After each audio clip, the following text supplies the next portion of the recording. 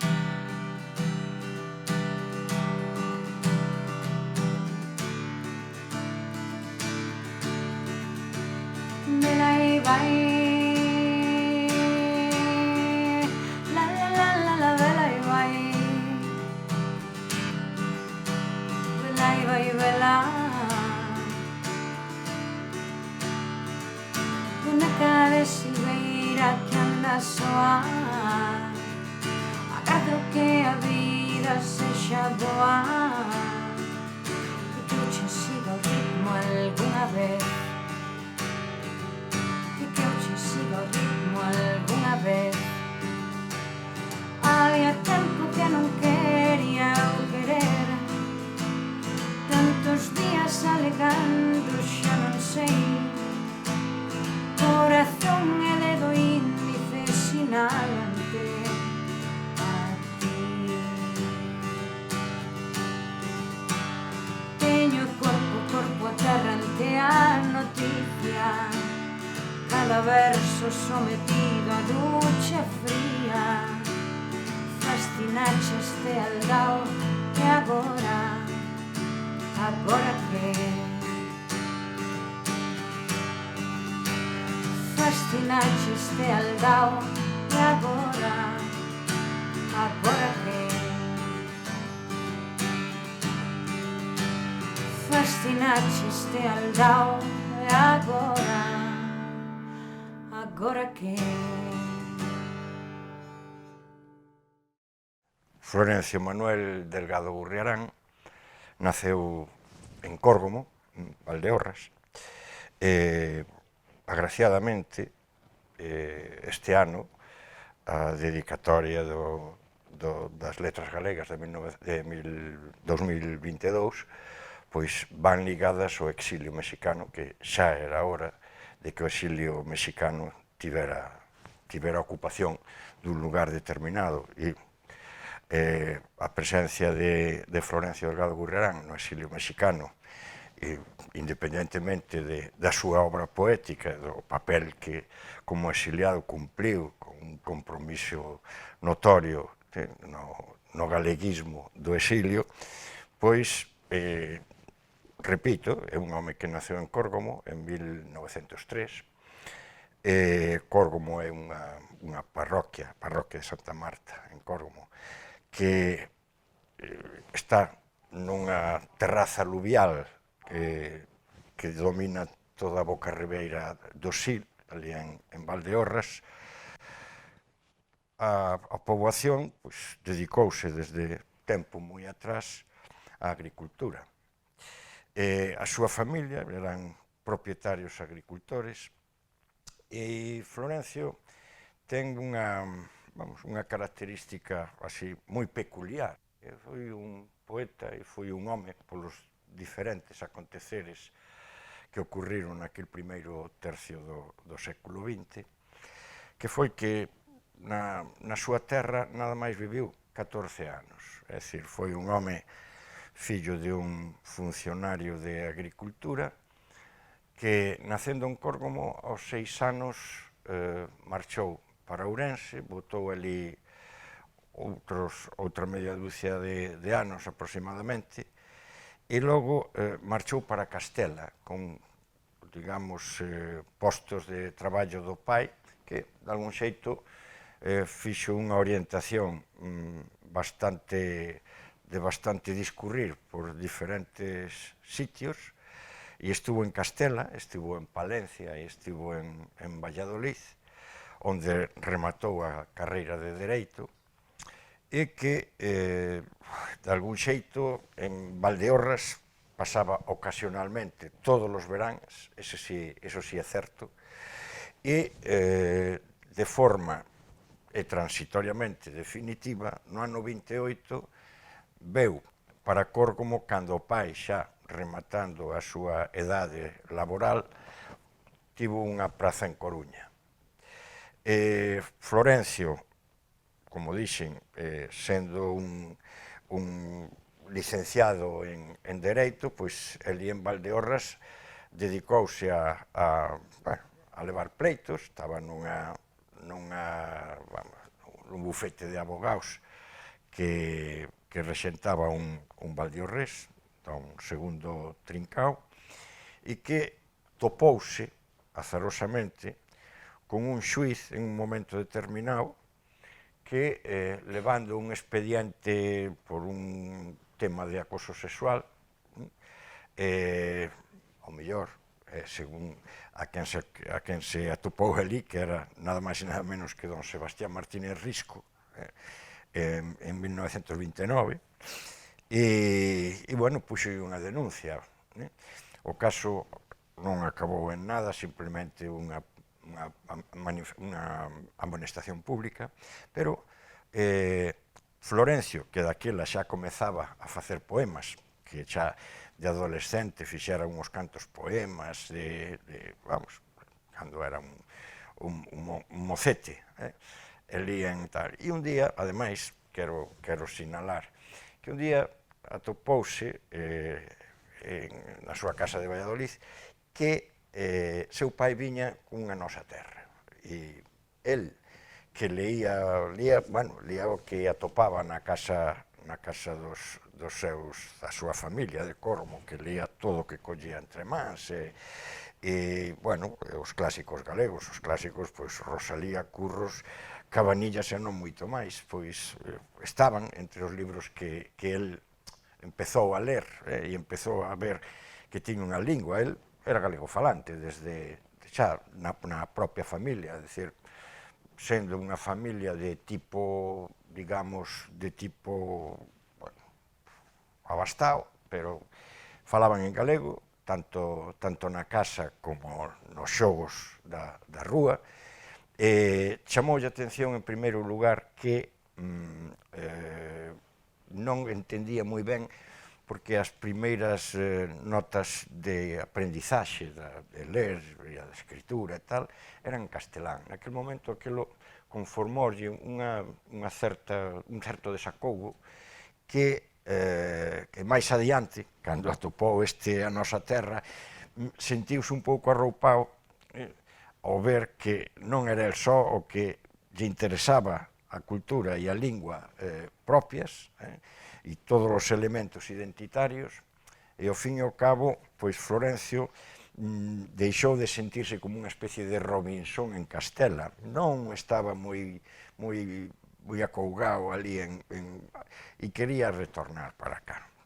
Que nese retorno, que como dixen xa ao comezo da súa profesionalidade como letrado, que tivo en Valdeorras e atoparse con don Sebastián Martínez Risco de xuiz de primeira instancia de Valdeorras, do Barco, que era onde desenvolvía o traballo, e ali empezou a publicar, e dixen A Nosa Terra precisamente por isto, os primeiros poemas en A Nosa Terra e no Heraldo de Galicia, que era un semanario que editaban en Ourense e que, de algún xeito, era un periódico que chegaba a Valdeorras e, bueno, tivo un certo eco, os primeiros poemas tiveron un certo eco, pero don Sebastián Martínez Risco dixolle que o que menos lle gustaba dele, dos seus poemas, era o pseudónimo, que asinaba Corgomófilo, é dicir, amante ou querente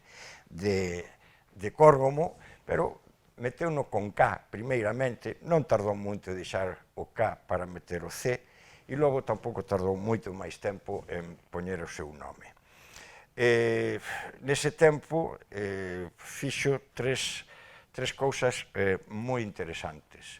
A primeira é inscribirse como socio protector do Seminario de Estudos Galegos, acudir á sexta asamblea das Irmandades da Fala na Coruña, onde unha representación de Valdeorras acudiu, e si quedaron en facer o primeiro festexo relacionado co 25 de xullo.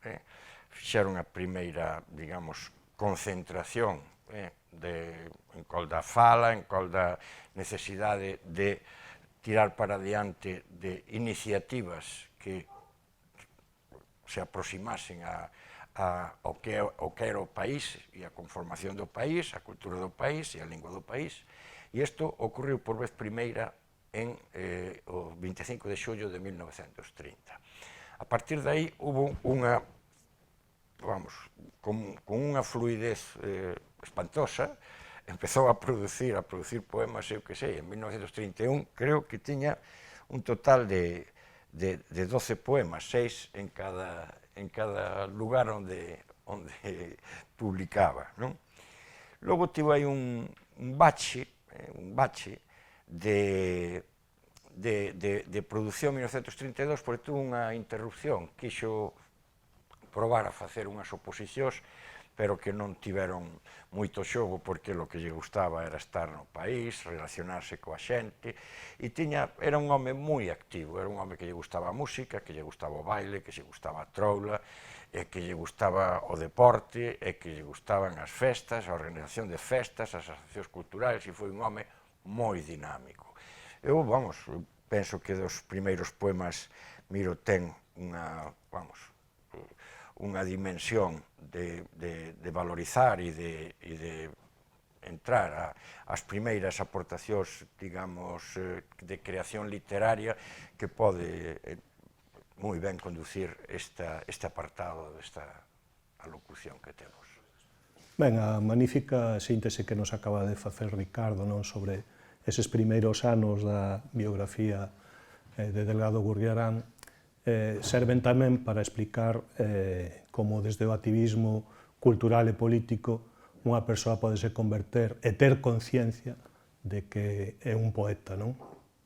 E antes de falar deses primeiros poemas desa época, dese primeiro libro de preguerra, ou seja, deses textos poéticos de preguerra, gostaríame lembrar que xa antes do 36 ele escribe un texto fundamental, que é unha autopoética, non?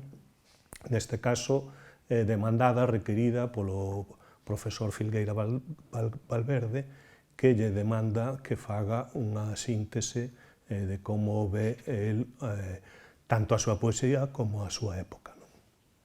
Ben, o certo é que nos tardamos moitísimo tempo en coñecer esa autopoética, ata datas moi recentes da man da profesora Ana Acuña e do profesor Alonso Motero, que rescataron toda esa documentación do arquivo de Filgueira. Pero nesa autopoética xa se ve que el se atopa como poeta que sente a poesía como un oficio, e ademais sérvenos para entender que el xa se sentía parte dunha promoción, dunha xeración, porque cita unha serie de referentes e entre eles destaca sobre todos a Amado Carballo, o que nos permitiría situar sempre a poesía deste período no ronsel do que se chamou o animismo de Amado Carballo. Entón, el mesmo se recoñece aí, recoñécese nese legado, e tamén o cita, di que se recoñece na sensualidade do poeta Carballo Calero desa altura. Por lo tanto, aí xa temos dúas temáticas moi importantes. Unha, facer poesía sobre a terra e tamén facer poesía sobre os corpos. E, ademais, eu penso que no caso de Florencio Delgado Gurriarán, a respecto de Carballo Calero, pois con unha poética con imaxes eróticas moito máis atrevidas. Desa mesma época, cando el decide recoller nun libro aquelas primeiras composicións, unhas van quedar fora, evidentemente, outras recóllense no libro, outras pasarán a libros posteriores, matizadas ou retocadas, e ese primeiro libro vai ser Bebedeira. Bebedeira é un título que sae no selo de Ánxel Casal, a man de, polo tanto, unha persoa que tamén sentía próxima desde un punto de vista ideolóxico, no que espero que, ademais, abunde despois Ricardo, na súa relación co galeguismo organizado e como iso o levou a encarar os primeiros anos da guerra, tamén desde o galeguismo militante.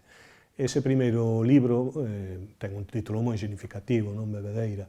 Entón, digamos que aí está recollido todo o que son poemas relacionados co mundo do viño, pero non para que nos, digamos, reduzamos a poesía de Florencio Delgado Gurriarán a decir que é un poeta do viño, sino que aí está toda a cultura popular que xira alrededor do viño. Antes falaba moi ben Ricardo da situación de Córdoba, de como vivía esa poboación no mundo agrícola, e falaba dunha palabra que para min é fundamental, que é boca ribeira, que xa utilizaba mesmo Otero Pedrallo nun libro de poemas.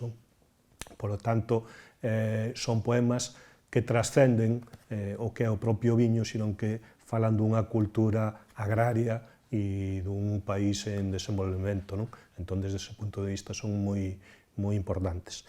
Desa época, entre os textos que deixou fora do libro, pero que tamén son singulares polo que supoñen de novidade, eu tamén apuntaría textos que publicou, como dixo Ricardo, en Opinión Gallega, nese xornal ourensán, porque aí temos os primeiros textos de sociolingüística consciente da literatura galega, textos como poden ser Opinión sobre un galego, sobre o galego que publica nese xornal e que son todo un estudo sociolingüístico, en resumo, do que era, por exemplo, a deturpación dos topónimos que xa se producía nesa época, a diferente situación do idioma dependendo da clase social, o que hoxe entendemos como un termo de diglosia, pero el xa estaba falando diso, aínda que non fose con ese termo nos seus poemas. Por lo tanto, para resumir, nesta primeira etapa de preguerra, xa temos un poeta consciente de que é poeta, consciente do oficio, que ademais sabe versificar moi ben, polo tanto, ten tamén o dominio da forma, e que xa se abre a unha multiplicidade de temas. E entón poderíamos xa falar dos seus anos da Guerra Civil e onde empeza a facer poesía política, se queres falamos diso. Pois sí, efectivamente, é dicir, é un home moi versátil, é un home que, como moi ben apuntou Miro, é capaz de facer poemas do ámbito da sociolingüística e situalo no animismo de Amado Carballo. Pero realmente ainda nos quedan, digamos, chanzos dentro do ámbito da creación literaria. Volvendo precisamente ao apunte do compromiso político, tamén Florencio ataca, é dicir, políticamente a xente desde a súa ferramenta que é a poesía, é dicir, el fala contra os caciques, fala contra, como dixo moi ben tamén Miro, a defensa da toponimia valdeorresa, pero moitísimo, que o fai logo máis adiante en outros ámbitos diferentes. Pero si é certo que a toponimia valdeorresa, a defensa da toponimia, a fala do señorito, a fala da sociedade que ten ambicións de poder, é dicir, e logo das iniquidades que se van realizando coa xente máis desfavorecida. Todo este tipo de elementos conforman tamén unha certa ideoloxía co país moi ligada ao galeguismo que naquele entonces comeza a fortalarse. Neste sentido, temos que apuntar que nas diferentes fases que ten o Partido Galeguista desde o seu nacemento en decembro do 31, como, digamos, postura formal de conformación do Partido Galeguista e de unificación ao mesmo tempo, Florencio enseguida se adire á militancia galeguista e ten un episodio de relativa importancia, solidaria, entre outras cousas, que é o que foi o traslado de Alexandre Bóveda e de Castelao, como funcionarios que eran, as bimbambas, ali ao sur, de Badaxoz para abaixo. E eles fixeron unha postura moi solidaria con estes dous personaxes de máximo crédito dentro do galeguismo, e os acompañaron no seu desterro no tren á saída de Valdeorras desde Monforte. Nese tempo, onde o galeguismo perdera as eleccións de 1933, de finais de 1933, este galeguismo reforzouse moitísimo despois de ter o batacazo que tiveron no 33 e digamos que a República colleu a súa cara peor, que é unha república totalmente dereitizada e que con estes expedientes, cos consellos de guerra que lle fixeron a xente, fixeron recollidas de firmas, de asignaturas os galeguistas valdeorreses, recollendo unha gran cantidade, que naquele momento era unha postura de certo risco que tomaban os galeguistas, a Irmandade Galeguista Valdeorresa, fixeron manifestacións tamén a este particular, pero bueno, Florencio, despois de bebedeira, despois do primeiro poemario, Florencio está a seguir traballando no ámbito da poesía galega. Efectivamente, no 36, precisamente, é cando digamos, ese tratado literario de poesía galega con Filgueira Valverde, é un momento duro porque o compromiso político chega a que o galeguismo vai coa Fronte Popular nas eleccións de febreiro do 36 e que descubrín non hai demasiado tempo no que é unha folla de biografías da xente que iba no Ipanema, que encontro que Florencio é o primeiro alcalde accidental do municipio de Vilamartín, que era onde estaba enclavada a parroquia de Córgomo, e ele é o primeiro alcalde do que era os consellos municipais, que, bueno, eu non, é dicir, é unha cousa que descubrín hai medio ano, unha cousa así, que é relativamente interesante, onde coincide con Santiago Álvarez, con Domingo Mateo e outros comunistas, socialistas de Valdeorras, que gañando as eleccións de febreiro 36, teñen que incorporarse ás xestións nos concellos e que Florencio é un deles e non dá un paso atrás. Esta incorporación á xestión do Concello de Vilamartín, o ter gañado as eleccións do 36, as manifestacións do 1 de maio, a campaña pro estatuto, fan que Florencio seña un punto de diana para que, despois do golpe de Estado, seña perseguido. E neste sentido, pois, eso consumouse, e Florencio, despois de 1000 avatares naquele escenario realizado e que a xente está sendo perseguida, está sendo asasinada, está sendo, digamos, as mulleres cortarlle o pelo, Valdeorras foi unha fogueira, un estoupido na tal, e Florencio foi perseguido. Estuvo agachado en casa familiar, eu tiña un pai que tamén era republicano, estuveron xuntos, ensobrados de casas de coñecidos e tal, ata que Florencio decidiu sair de Valdeorras. O seu irmán Lucio, que era o maior, incluso fíxose da falanxe local para botarlle unha man, entre outras cousas, que tampouco podo chegar a analizar porque morreu medio ano despois. Pero sí que é certo que Florencio sentiu medo e tivo que escapar. En todo caso, falarei moi brevemente do que foi o itinerario. El rematou marchando a Portugal por Tourén, tivo ali acollida, foi acubillado por guardiñas que coñecía por medio de familia e tal, estivo agachado ali un tempo hasta que lle recomendaron ir a Porto. En Porto estivo un tempo, foi polizón debaixo dunha cama de un cargueiro noruegués, pero con tripulación portuguesa, marchou a Francia, estivo un tempo e xa incorporouse á fronte de guerra en Cataluña, e de aí tamén tivo episodios creativos, non? Un pouco fiando co que dicías da súa fuxida por Tourén, que ademais Ricardo narra moi ben no seu libro fundamental, a biografía canónica para sabermos o que hai que saber sobre Florencio Delgado Gurriarán, non? Do que sempre leemos, aprendemos, é que ás veces inxustamente non se cita, non? Aí nese traballo contase, narrase moi ben esa peripecia que eu convido a ler. Pero o de Tourén me faime acordar que eu estiven ali moi recentemente, non? Tourén é un lugar arraiano, un lugar de encontro de culturas, e atopei varias homenaxes ao diálogo cultural entre Portugal e Galiza, non?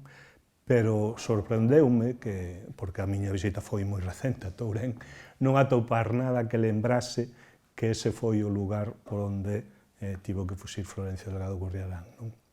Porque precisamente a min o que me levou desta volta a coñecer Tourén foi esa fuxida que coñecía polo teu libro, non? Entón, pareceme que ás veces estas celebracións do Día das Letras Galegas tamén deixan cousas atrás, non, que se poderían ter feito, e unha desas cousas é lembrar o seu paso por Tourén. No teu libro relatas moi ben os seus anos en Barcelona, non? Na zona republicana, non? Tamén os relatas moi ben, e mesmo a súa presenza como poeta nas frontes de batalla ou na retagarda traballando xa coas persoas refuxiadas da República, que xa empezaba a ver ao outro lado dos Pirineos, non? E neses anos é evidente que el continúa a ser poeta, e un poeta non podía ser de outra maneira, e sobre todo cando está na causa da democracia, na causa republicana, pois ten que poñer os seus versos ao servizo da República, non? Entón, eses son os seus poemas combatentes, que primeiro publica nunha revista, Nueva Galicia, portavoz dos antifascistas galegos, que era unha revista de orientación ou de dirección comunista, pero aberta a toda a pluma que fose antifranquista. De feito, nun dos números, a carón dun poema de Florencio, pois aparece un texto de Castelao, non? Eso demostra que había unha pluralidade antifascista nese momento, non? E aí publica textos que logo vai tamén recuperar máis adiante, non? Dos que me vou permitir ler os títulos, non? Porque son xa de por sí moi explicativos, non? Epígrafes como "Ía a misa de 12, levan a Cristo por fora", no que está criticando a eses católicos de camisa azul que primeiro van ao oficio religioso e ese mesmo día, pois pola tarde, están asasinando xente, están paseando xente, o que é unha contradición in terminis, non? Ser católico practicante e ir contra a vida, ou o que lle dedica a un vello falanxista, ou os que lle dedica propiamente a Franco, non? Hai ese precioso que é Home pequeno, fol de veneno, ou a foliada para o Día da Victoria, non? E ten versos, tamén me vou permitir o luxo, non, de lembralos, non? Que son versos moi acaídos e ao mesmo tempo onde se percibe outra das marcas de auga que podíamos decir da poesía de Florencio, non? Que é sempre o seu humor, non? O seu fino humor, a súa ironía, a súa carga de crítica social a través do humor, como podía facer Castelao anos atrás, non?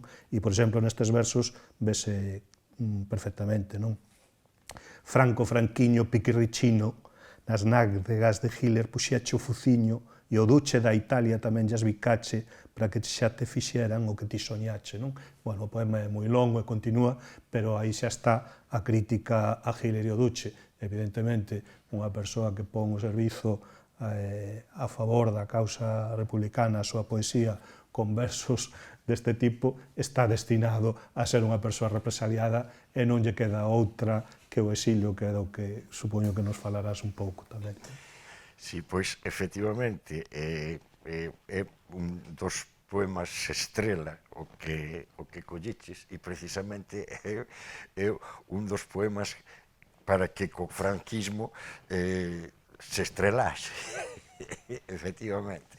Pois sí, é dicir, el leva un papel xa militante fondo, todo o mundo é sabido que en agosto do 36 as cousas non iban, do 38, perdón, as cousas non iban por bo camiño, percibíase unha perda relativamente pronta da guerra, da confrontación que houve desde o 36, e el estaba xa con unha responsabilidade grande dentro da executiva do Partido Galeguista en Barcelona, e tocoulle ir desde un posto, digamos, de situación bélica ou de escenario bélico que desenvolveu dentro da xefatura de Estado Maior, dentro dun rexemento un pouco, eu penso que de intelectuais, onde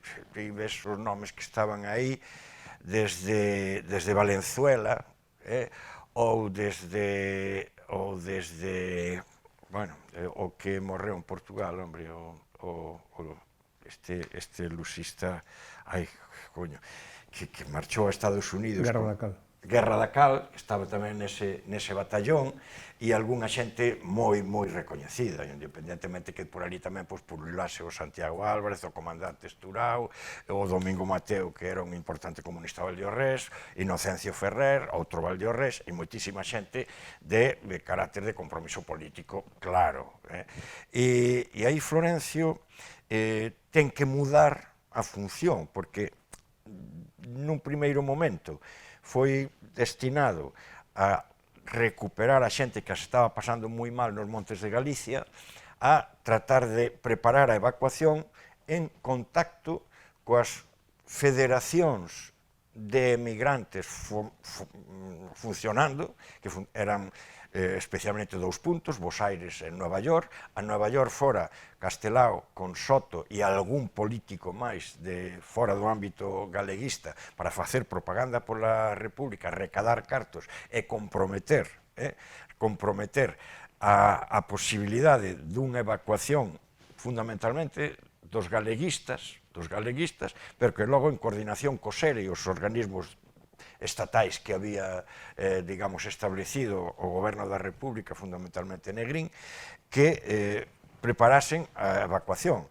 Florencio colleulle en Francia, e Florencio foi unha especie de nexo de unión con, por un lado, os arxentinos organizados nas sociedades galegas que estaban a funcionar naquel momento alá, e en Nueva York, nas sociedades hispano-confederadas, onde estaban Soto e Castelao, indo por todos os sitios, por todos os estados de Estados Unidos, por Cuba e por outros sitios máis. Bueno, nese sentido, Florencio acomete un espazo solidario que vai repercutir en que, digamos, a situación do Partido Galeguista sin nexos de ningún tipo dentro da organización política reinante naquel momento dá un pulo interesante para que, polo menos, se fleten 3 barcos, o Sinaia, o Ipanema e o Mesic, para evacuar galegos cara lá,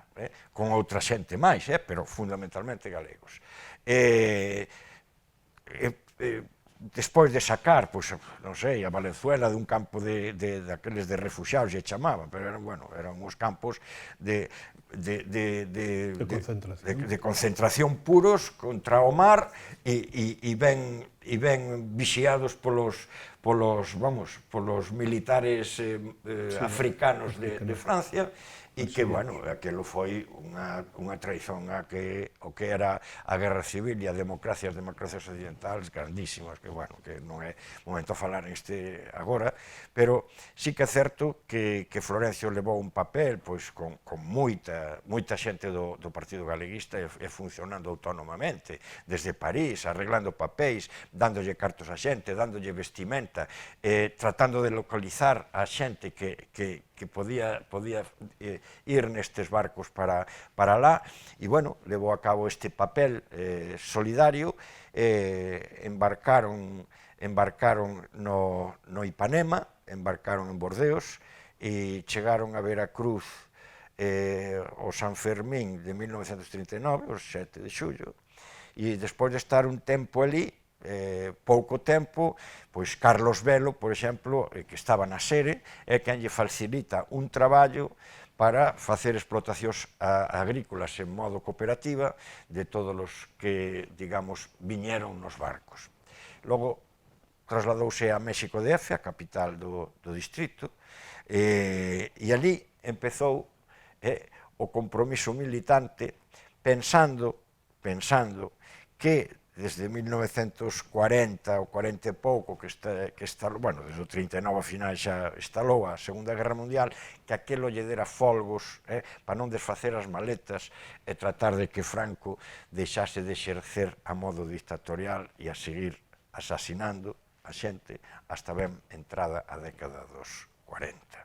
Neste sentido, fixeron moitísima sociabilidade no barco Ipanema, os galegos, foron conformando determinadas liñas de funcionamento unitario para seguir prorrogando iniciativas políticas conxuntamente. Nese sentido, a primeira iniciativa, a parte da Alianza Nacional Galega, con comunistas, socialistas, galeguistas, anarquistas, que tiraron adiante uns cantos anos, creo que 5 e medio, pero a Irmandade Galeguista de México enseguida se puxo a andar, o Grupo Saudade tamén enseguida se puxo a andar e foron conformando as primeiras iniciativas que se plasman no ámbito galeguista co cancioneiro de loita galega.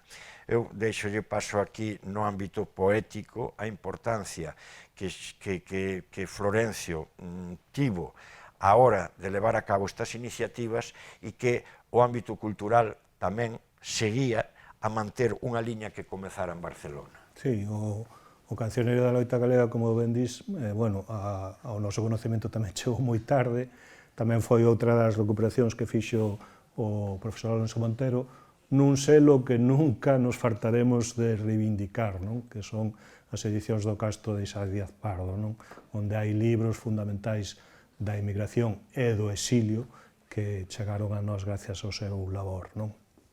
Entón, xa nesa colección recuperouse o cancioneiro da loita galega e pódese ver perfectamente como foi unha iniciativa dos galeguistas en México, o que decías que conformaba ese colectivo, ese grupo Saudade, que tamén deu ao prelo unha revista, e tamén o que era o Partido Galeguista orgánicamente, cos poucos efectivos que tivese. Serían poucos, pero facían moitas cousas, que é algo que tamén hai que valorizar. Neses textos son tamén, evidentemente, textos de combate, como eran os escritos na etapa republicana en Barcelona, e son textos que as máis das veces, teno estudado moi ben Ricardo, pois ten que asinar con pseudónimo. A razón é obvia, non? Eses textos tíense que recoller baixo pseudónimo porque era unha maneira de protexer aos familiares que puidese haber na terra e que puidesen ser vítimas aínda da represión franquista. Entón, cabo de xunto a textos de poetas clásicos que se podían incorporar e que tiñan un matiz de loita, pois xuntanse unha serie de textos inéditos ata daquela, creados por poetas. E aí está claro que percíbese perfectamente no libro que o verdadeiro armadanzas, a verdadeira figura que canaliza, que coordina todo iso, é, por suposto, Florencio Delgado Gurriarán, que ademais asina o maior número de poemas, utilizando pseudónimos como o de Nadel. Ti tamén falas, creo, de que o de R. Miño tamén se podería atribuir a él, non? Sí, pero ao final temos que descabalgalo. Sí, en todo caso, hai o maior número de textos do Cancioneiro da Loita Galega son asinados por Nadel, que ese sí que non hai dúbida que é a pseudonimia de Florencio Delgado Gurriarán, e son textos, evidentemente, de claro compromiso aínda antifranquista. Nun momento en que eles aínda creen, eu penso que aínda creen, na posibilidade de derrotar internacionalmente o réxime. Unha idea sobre a que o paso dos anos vai facer que muden. Gustaríame tamén facer fincapé que nesa mesma época na que escribe sobre no Cancioneiro da Loita Galega eses poemas de combate, tamén xa está forxando algo que vai ser moi importante na súa obra literaria, que a súa obra literaria máis coñecida probablemente sexa a poesía, pero tamén aí xa se está forxando como traductor neses mesmos anos, porque daí empezan as primeiras versións que vai publicar andando o tempo no Cancioneiro que recolle con Loistovío e co Plácido Ramón Castro. E ese libro pois recolle unha serie de poetas europeos, sobre todo, de gran nome.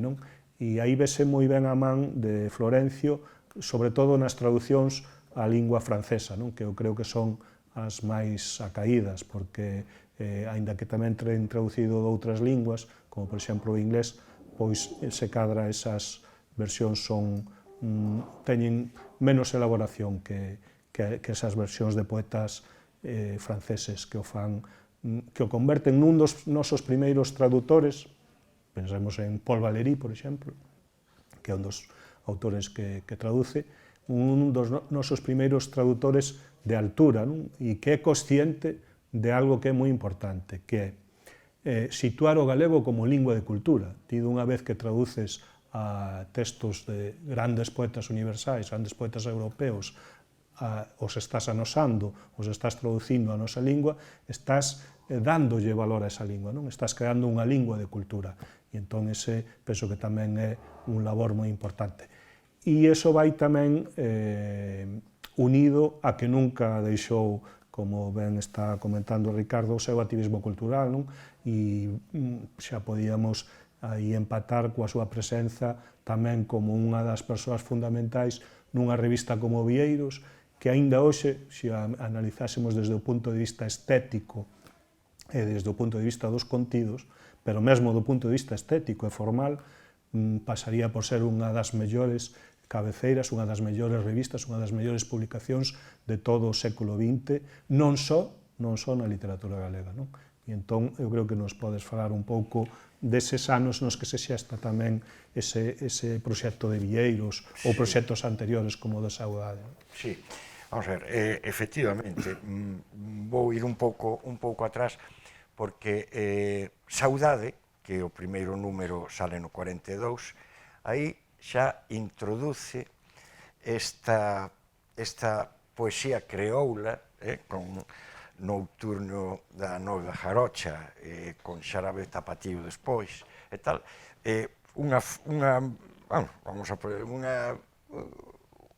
antes dixen un escalón máis da súa versatilidade dentro da composición literaria, non? Pero si é certo que foi a alma de Saudade. Saudade tivo dúas temporadas, unha 42-43 e outra 52-53, cando xa estaba en Guadalaxara, non? Pero nese momento e dentro do ámbito do cancionero de loita galega, que tuvo unha identidade porque ven como publicación do Partido Galeguista, non? E o papel de coordinador que xa apuntache que é moi importante.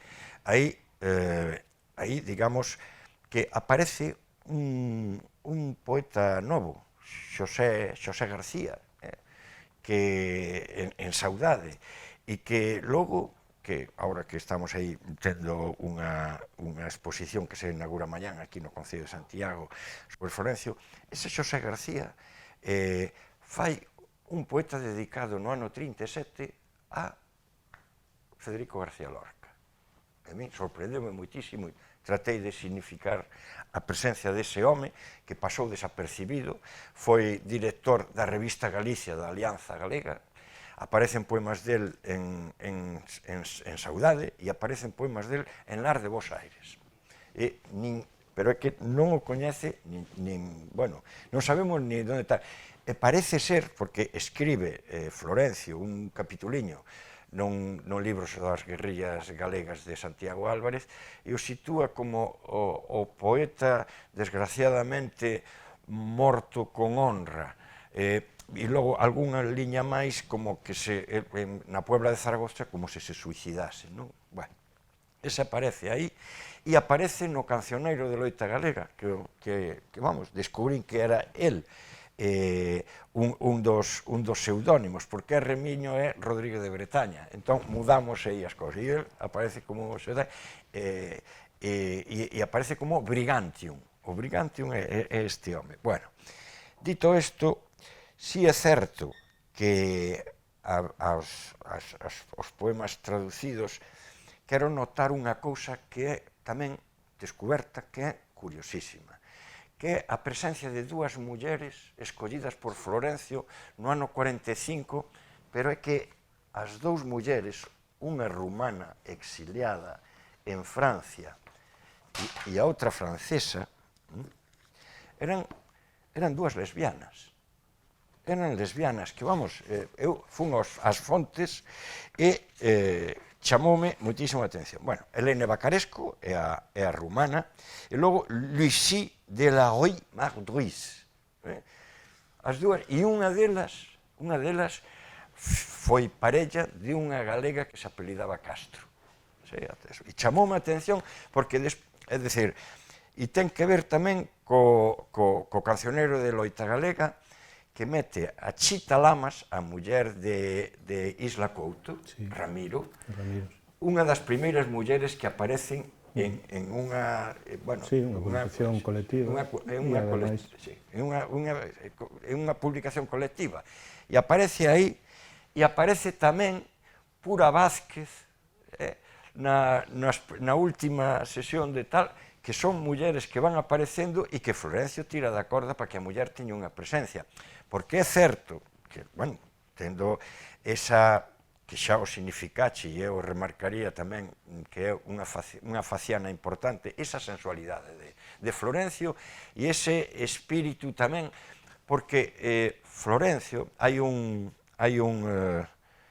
home que loitou dentro do ámbito que chamamos ahora LGTBI, que é un tal Salvador Novo, un poeta mexicano que foi premio de literatura mexicano, que era fillo de emigrantes galegos, que Florencio traduciulle algún articuliño a este Salvador Novo, e eu vexo como Florencio, isto non é azaroso nin de casualidade, porque Florencio tiña unha sensibilidade e aparte desa capacidade de sensualidade trasladala á creación de poemas que tamén a min chámame a atención esa situación. Bueno, pasamos un pouco máis adiante e Florencio ten un tránsito político colaborando co Consello de Galiza, colaborando coa cuestión de poñer en marcha Galeuzca, que el asina xunto con vascos e cataláns, con López Durac, que era profesor de Dereito exiliado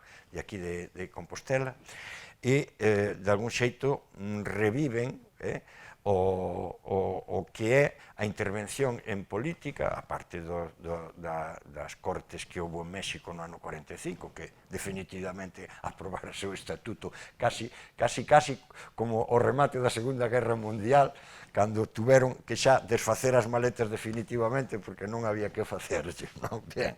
E entón, nese momento, Florencio colabora moitísimo, desa tamén, pois Castelao incorpórase ao goberno Giral, que era unha forma tamén de ter unha presencia política no exilio, e Florencio cásase no ano 44, Florencio pouco tempo máis adiante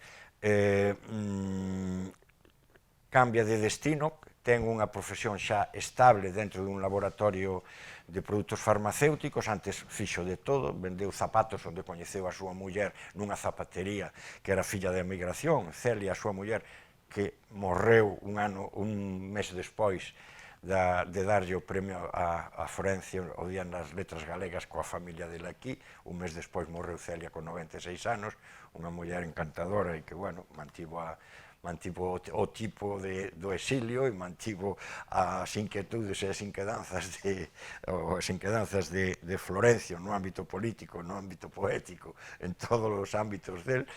E falabas da importancia de que coincido como a ti, que Vieiros foi, eu creo que foi o máximo que puderon facer esta xente con poucos medios en México. Desgraciadamente 4 números, desde o ano 59 primeiro ao último no 68, pero Florencio naquela época crearon ou puxeron en marcha unha asociación moi interesante de Galicia dos galegos e do galeguismo, xunto unitariamente con outra xente de determinadas ideoloxías e partidos políticos. É o padroado da cultura de México, da cultura galega en México. Aí foi un nexo de unión de todos os galegos que estaban ali moi interesante, con moitas actividades, desde intervencións radiofónicas, desde presenza de Galicia en México, que é un tocho así, con multitude de artigos de xente moi variada, incluso xente con moito peso, como Reyes ou como algúns máis, e aquelo deulle un activismo moi cohesionado e moi grande e durou un tempo. Florencio foi nos 2 primeiros números codirector, con Caridad e con Soto e con Velo, despois foi o sustituto del, e levaron a cabo un labor editorial e foi unha, digamos, foi unha conexión interesantísima co galeguismo do interior que xa andaba por outro vieiro, un vieiro e outro vieiro. Nese sentido, Florencio puxo moito, Florencio tiña un correspondente aquí e logo fixeron correspondente da Academia a Florencio, era don Paco del Riego, que don Paco del Riego carteábase desde o ano 48, cando levaba aquel suplemento de Galicia de La Noche, carteábase moito con el, con Florencio del Riego, e pedíndolle consellos como chegara aquí a Galicia, o país, como chegara e como fora acollida, mandádenos moitos artigos, e se non é só de literatura, moitísimo mellor que o galego, se quere avanzar, ten que trasvasar a literatura e ten que ir á ciencia, ten que ir ao dereito, ten que ir á técnica, ten que ir ás publicacións mercantís, a economía, etc. e tal, e senón non hai nada que facer. Así que activade como poidades eso e mandádenos moitos artigos que serán ben recibidos e serán publicados, e efectivamente, é dicir, ali, que non escribiu, ele escribiu todo Dios, ti vas ver, e escribiu xente que quedas alucinado. Incluso os que naquele momento eran os novos, como Sí, Ferrín. que aí debutou moita xente, desde Ferrín, os da Revista Galega de Economía e toda esta xente. E, bueno, aí Florencio, no ámbito das traducións, tamén ten un papel moi importante. Antes citache, creo que a Rimbaud, a Paul Valéry, e aparte do que é o libro este dos poetas traducidos, el vai publicando en Grial, vai publicando en Bos Aires, e vai sementando o que é a importancia que moi ben describiches de que os clásicos fosen tamén traducidos e coñecidos en Galicia no idioma noso, non? E aí foron, importantísimo todas estas accións que ata este momento máis ou menos eran descoñecidas, do mesmo que Florencio Delgado Gurriarán, porque ti eu escribimos del, pero Florencio era un personaxe totalmente descoñecido, non? E o papel que fixo esta xente, que sí, home, publicouse, fixose unha edición de Vieiros, hai bastante tempo e tal, pero máis alá desa publicación que fixo a Nosa Terra, era descoñecida completamente, pero casi hasta Ramón Piñeiro era descoñecido Florencio, que escribíronse unhas burradas grandísimas de Florencio. Home, a década dos 60 é importante, porque aí houve tamén unhas desavinzas, non? No tema das letras sí, das letras non, e, bueno, pero Florencio seguiu pa diante, Florencio chegou aquí e publicou dous poemarios máis, dous poemarios ligados á terra, Galicia infinda como culminación do proceso de achegamento a Paco del Riego e a Galaxia, e logo son estes dous poemarios, un Cantarenas dedicado a Valdeorras e o Soño do Guieiro, que era o que el quería publicar desde sempre, non o que lle mandaban. Pero é curioso e, bueno, ti aí tes materia importante e coñeces ben. Sí, é certo, non? Son tres títulos fundamentais, son da época dos 60, Galicia infinda. Sobre Galicia infinda habería moito que falar, non? Porque é un libro que eu vexo como moi completo, moi redondo, moi ben pensado, moi ben estruturado, e no que foi fundamental esa correspondencia que dicías con Del Riego. Eu sempre dixen que nesta xeira de actos que tivemos que facer sobre a figura de Florencio, que aí Del Riego que lles meteu un gol ao réxime, non? Porque ao fin e ao cabo, estamos falando do ano 63, publican un libro dun exiliado que chamara a Franquiño, Pecrarichiño e cousas peores, non? Entón, en certa maneira, meteronlle un gol, non? Porque situaron a recuperación da figura de Florencio, aínda que fose para un público moi limitado, porque temos que dicilo que as edicións nese momento eran edicións incluso en poesía máis limitadas do que poden ser hoxe, non? Pero sí que lle meteron un gol ao réxime nese sentido.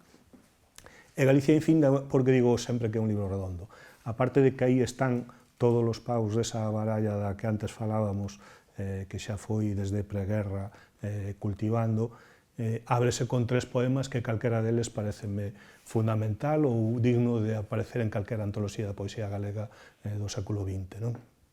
Ten o que dá título ao libro, Galicia infinda, con ese adxetivo de infinda que pon en diálogo a emigración e que, ademais, leva a pensar en que Galiza non é só a que está no territorio, senón que hai unha Galicia en América, non? E, en certa maneira, aínda que a él non lle deixaron, evidentemente, por razóns obvias, non podían estar os seus poemas políticos nese libro, se un fai lecturas subterráneas, lecturas ou non tan subterráneas dos seus textos, aí estaba él tamén meténdolle un gol ao réxime, non? Porque estaba falando da Galicia infinda, da Galicia creativa que estaba en América, non?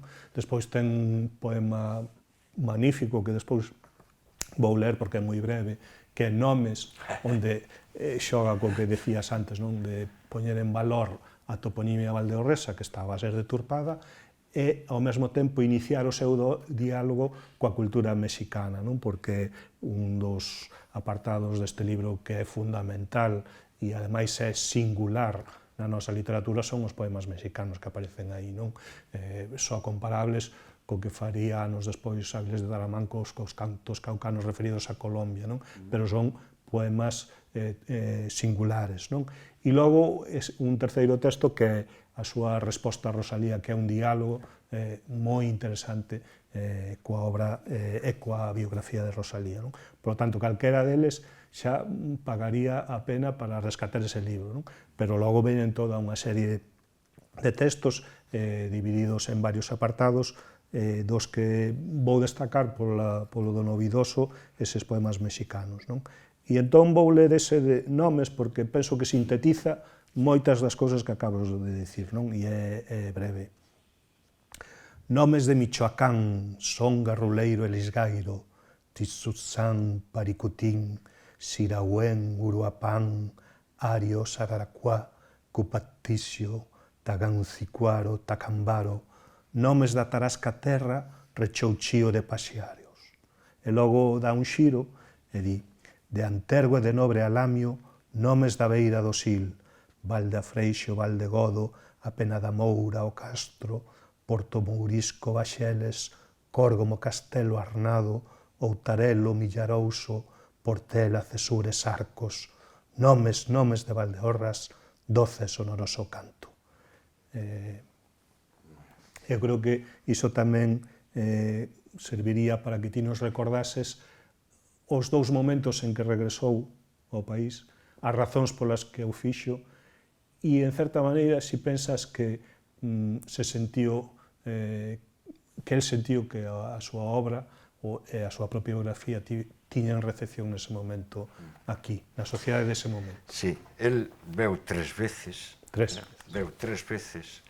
Tres veces emocionouse, en tres países tivo que fuxir para meterse en Barcelona, en tres sitios de Galicia publicou, en Vigo, en Santiago, con Ángel Casal, e con citado Isaac Díaz Pardo, en Sargadelos.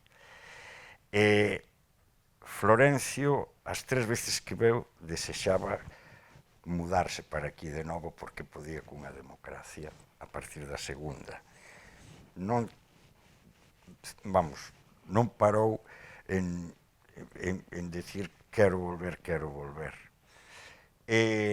Florencio, na primeira vez, veu despedirse dos seus maiores. A segunda, veu a ver como era a transición. E, desgraciadamente, como el dixo, tivo un infarto de miocardio e foi atendido na residencia Francisco Franco e padeceu de coronarias, sin ser monárquico nin dictador. E Florencio aí quixo empuxar os galeguistas para que non fosen as eleccións repartidos. E a terceira vez que veu aquí, no ano 81, Florencio, eu creo que foi o seu paso de reencontro coa vecindade, de reencontro co país que nese momento estaba saindo dunha dictadura, e dice, bueno, eu xa veño aquí, xa viña xente, xa tal, xa pode ocorrer o que ocorra, que eu estou satisfeito. E Florencio, que era unha persona moi sensible, moi cos pés na terra, eu penso que sí que lle quedou unha cousa, que é asentarse en Galicia de novo e non volver marchar alá, ainda que tiña familia xa mexicana, fillos do exilio, etcétera, tal, pero Florencio non lle houbera importado no ano 81 quedarse aquí, morrer aquí e pa diante. Eu creo que tivo sempre unha postura moi coherente con ele, co país e co que aconteceu aquí no ano 36, e con un compromiso e unha honestidade fora de todo punto. É dicir, logo era un home culto, era un home que dominaba as linguas, e era un home, vamos, permeable aos aconteceres. Era un home que fixo indo por un lado para outro, etc. Xa se ve que é un home de pel tal, pero sempre en positivo. É dicir, era unha persona en positivo, moi alegre, con esa ironía que ti marcache, que tiña así un retranqueo moi levadoiro, que igual cantaba un alalá que botaba un tango. É dicir, un home... O fío do que dis deses últimos anos, eu creo que está ben lembrar tamén que eses dous últimos libros que citabas, non? Nos que se reafirma, porque son libros de autoafirmación, non? Tanto na ideoloxía como na temática dos poemas, non? Como ben decías, o último dedicado a Castelao, pero non só, porque a moitos galeguistas, non? E republicanos, hai poemas dedicados a republicanos que morreron no monte, non? Por exemplo.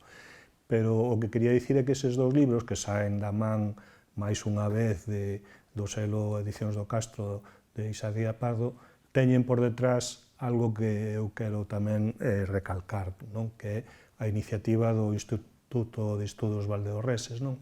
Porque veñen a demostrar unha cousa, non? Que a reivindicación de Florencio Delgado Gurriarán, o que coñecíamos moi pouca xente, eu mesmo coñecino pois nos meus cursos de doutoramento grazas ao profesor Alonso Montero, e despois porque por motivos profesionais o meu primeiro destino no ensino foi o Barco de Valdeorras, e despois como lector da biografía de Ricardo, que é unha biografía que quero recordar que se publicou no ano 1999, moito antes de toda esta enxurrada de estudos sobre Florencio, non? Pero o que quería recalcar é que detrás da reivindicación de Florencio estivo o movimento asociativo de base, non? E que iso é moi importante. Para recuperar unha figura, e neste caso a de Florencio, é unha comarca, que é unha comarca de periferia, como é Valdeorras, que tamén estaba moi afastada dos estudos literarios, unha comarca de periferia, a min gustame dicilo porque son da Costa da Morte, que é outra comarca de periferia, pois non se podería facer se a sociedade civil, se o movimento de bases, as asociacións non se implican. E eu penso, e eu vivino cando fun docente no Barco de Valdeorras, ali había un movimento asociativo que tiña a Florencio na memoria, non?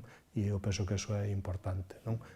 Eu creo que ti tamén participas desa idea, non? E eu quixera, para rematar tamén, darlle as gracias a SPG que contase con Florencio Delgado de Gurriarán e ter unha iniciativa deste calado con dúas persoas que coñecimos e escribimos sobre Florencio Delgado Gurriarán desde hai moito tempo.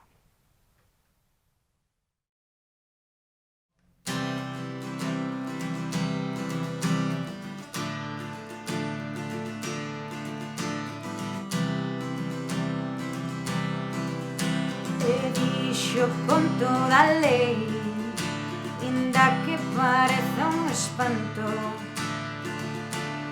mais non aguanto, se hai que ferir, firo eu. E vai ensaiando a indulgencia, tamén o verbo despachar. Repite comigo, eu tampouco navegar. Anaquiños de ostracismo, feitos co que teñas a man. E a boca que ven o far regular. Quen envexa, diste tan disposta a morrer. Non te conteñas, tes boa madeira de ex. Un só dato incuestionable, un premio de certo a razón.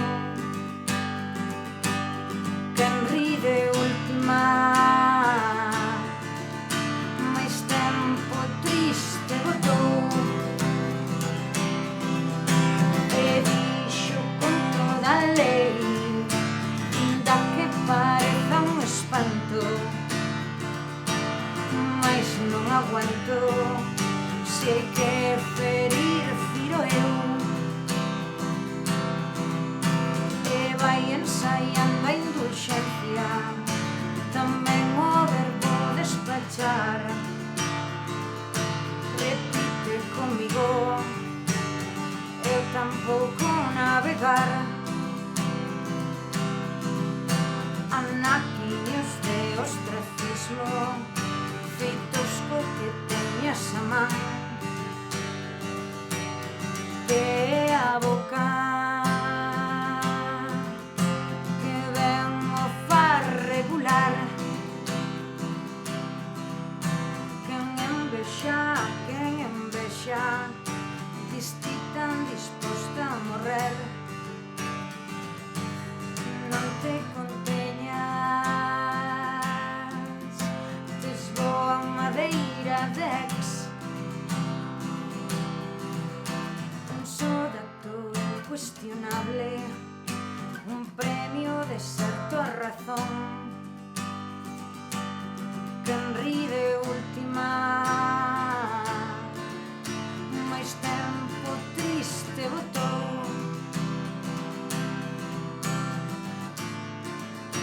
Máis tempo triste botou.